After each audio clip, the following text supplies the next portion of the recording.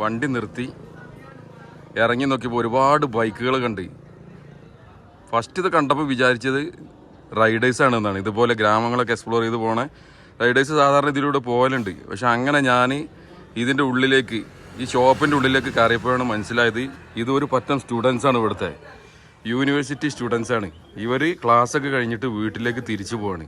അപ്പോൾ ഇവർ നമ്മളെ കണ്ടതിൽ വളരെയധികം ഹാപ്പിയാണ്, സന്തോഷമാണ്.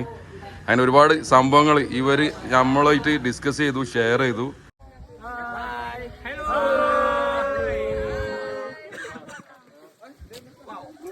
അങ്ങനെ വളരെ നല്ല ആളുകൾ ഇട്ടവര്.